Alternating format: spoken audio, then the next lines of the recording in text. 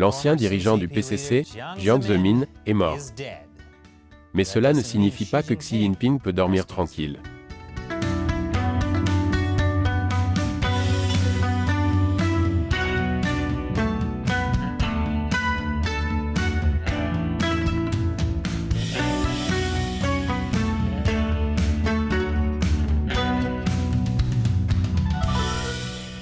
Bienvenue à Chine non censurée.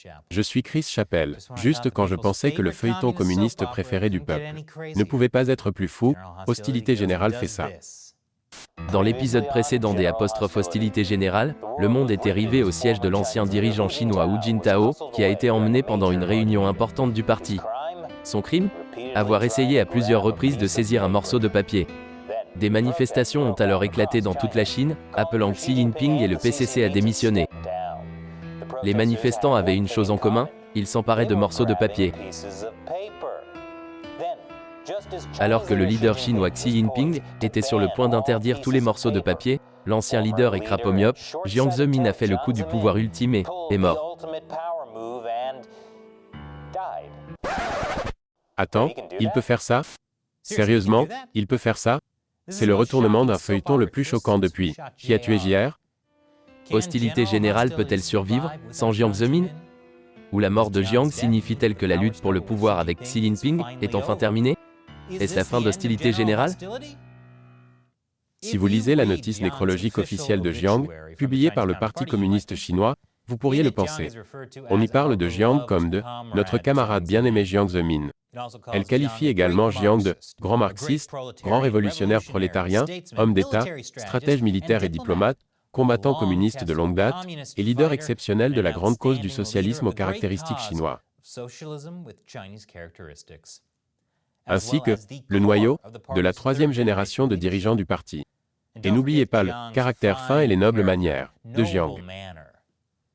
Ouais, son bon caractère. Et ses nobles manières. Vous voyez le genre.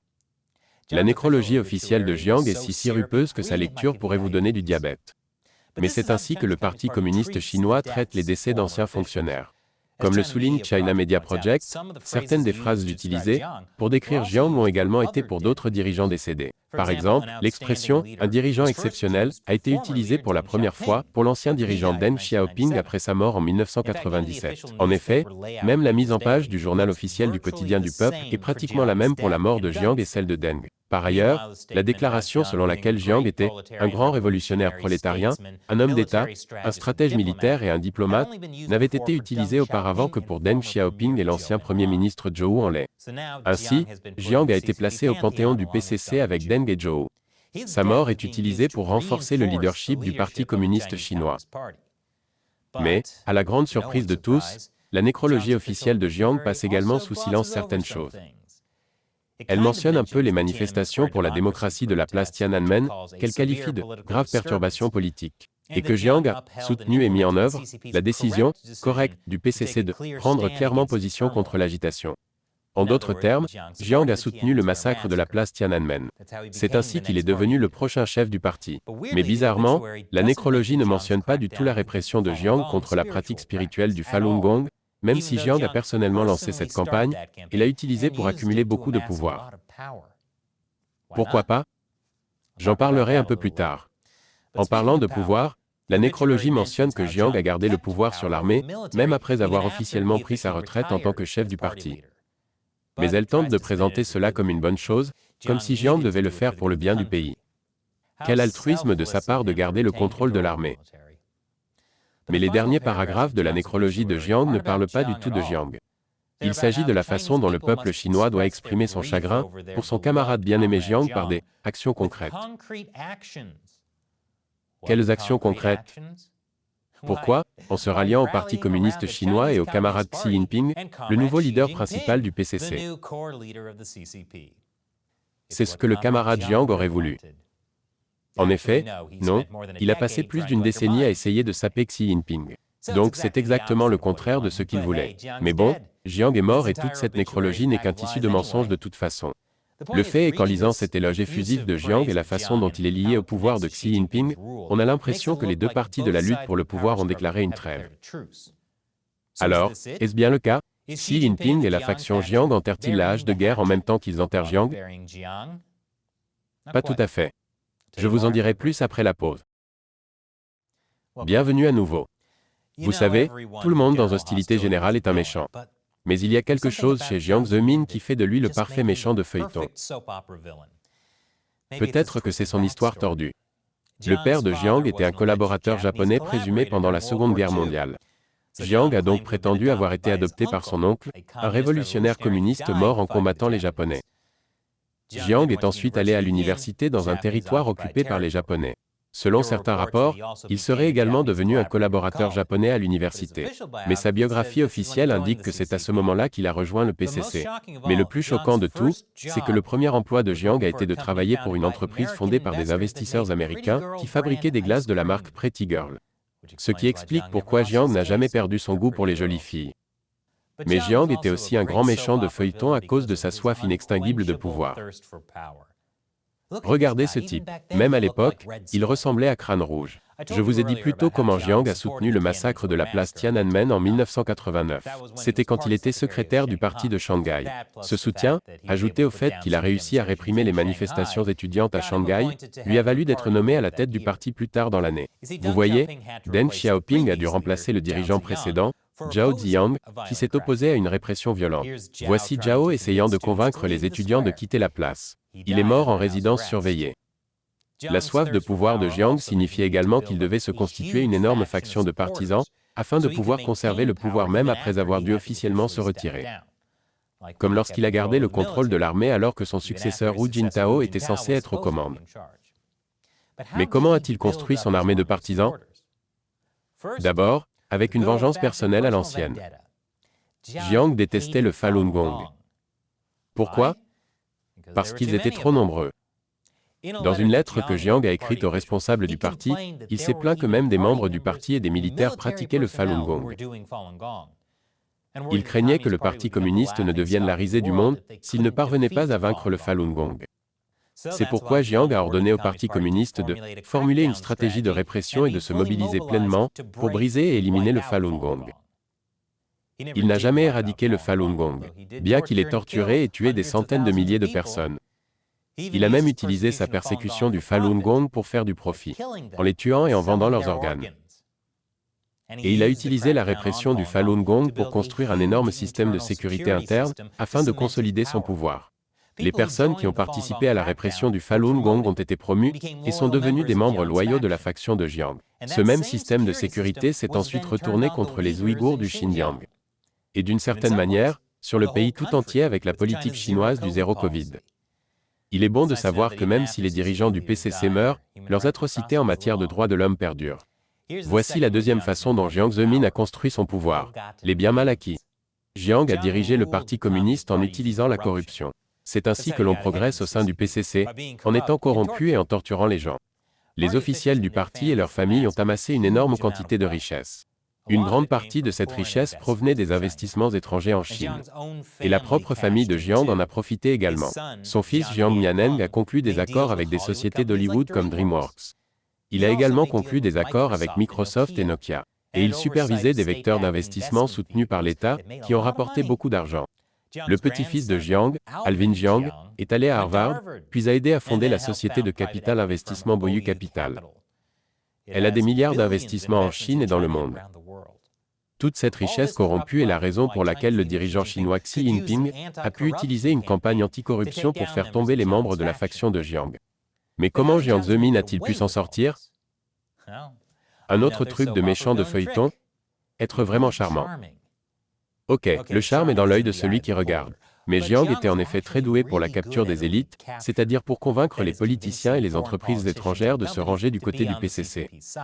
Il a chanté au karaoké avec la sénatrice californienne Dianne Feinstein et le maire de San Francisco, Willie Brown. Il s'est coiffé devant le roi d'Espagne. Il a dansé avec la femme du président de la République française. Il a visité Colonial Williamsburg et a mis un chapeau tricorne. Xi Jinping ne met jamais de chapeau. En mettant ce chapeau, Jiang veut sûrement dire qu'il veut que la Chine ait une démocratie, tout comme les États-Unis, à terme. C'est ainsi que Jiang Zemin a obtenu des États-Unis qu'ils aident la Chine à entrer dans l'Organisation mondiale du commerce. C'est aussi comme ça qu'ils ont obtenu tout cet argent étranger pour toute cette corruption du PCC. La personnalité de Jiang, excentrique, a également conduit à une mode sur Internet appelée le culte du crapaud.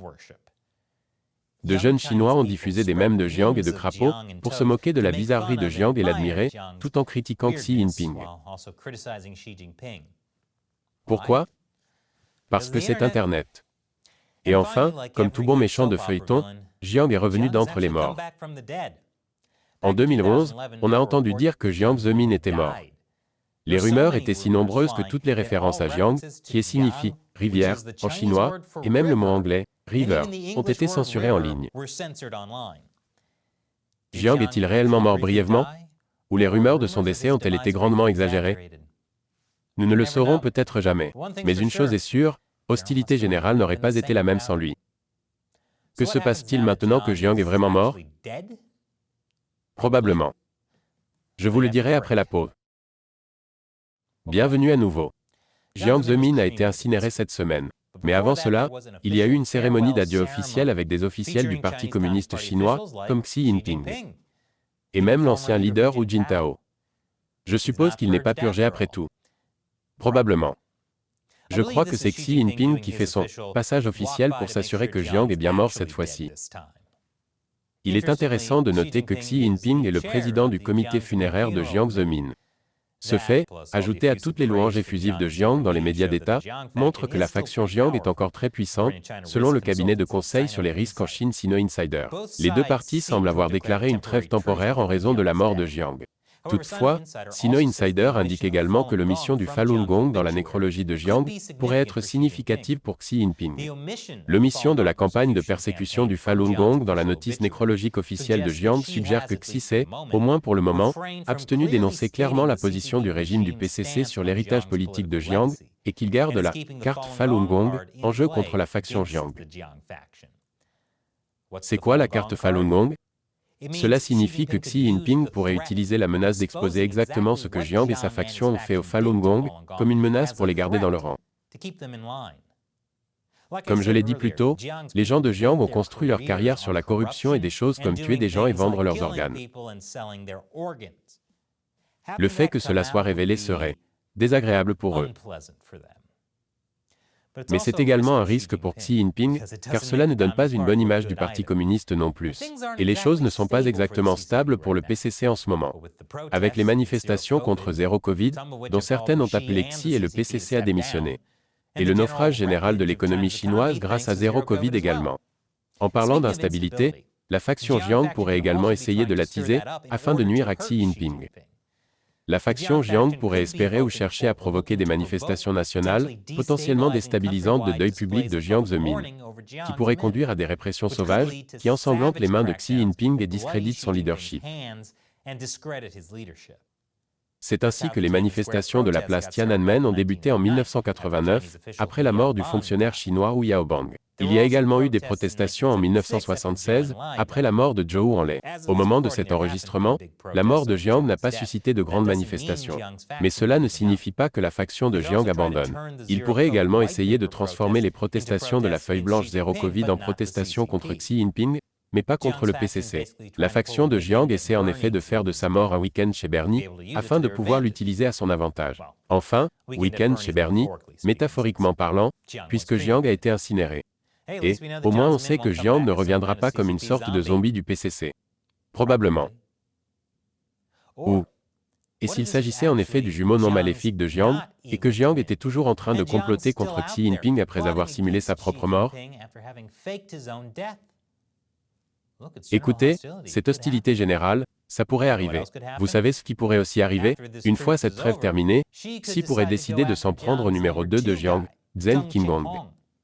Zheng Qinggong est proche de Jiang depuis les années 90. On le voit ici à droite lors du voyage de Jiang aux États-Unis en 1997. Étant donné que des rumeurs circulent depuis cet été selon lesquelles Jiang serait mourant, il est possible que Zheng ait mené la barque de la faction Jiang pendant un certain temps.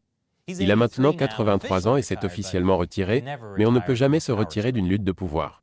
Des rumeurs ont circulé selon lesquelles Xi avait accepté de laisser Zheng tranquille, alors que Jiang était encore en vie, ce qui n'est plus le cas aujourd'hui. Si Xi Jinping décide de s'en prendre à lui, nous devrions en voir les signes dans les prochaines semaines. Ne vous inquiétez donc pas, fidèles téléspectateurs du feuilleton communiste préféré du peuple. Tant qu'il y aura le PCC, il y aura toujours l'hostilité générale. Et maintenant, il est temps pour moi de répondre à la question d'un fan de la série, qui soutient Chine non censurée sur le site de financement participatif Patreon, ou sur la plateforme de médias sociaux exclusive Local. Nick Allen demande sur Locals. Maintenant que Jiang Zemin est parti, n'y a-t-il personne dans le PCC qui peut défier Xi? Le moment du décès de Jiang est-il suspect? Eh bien Nick, Jiang Zemin est peut-être parti, mais sa faction est toujours là. Et il semble qu'elle soit encore assez forte pour défier Xi Jinping, ou du moins lui causer beaucoup de problèmes.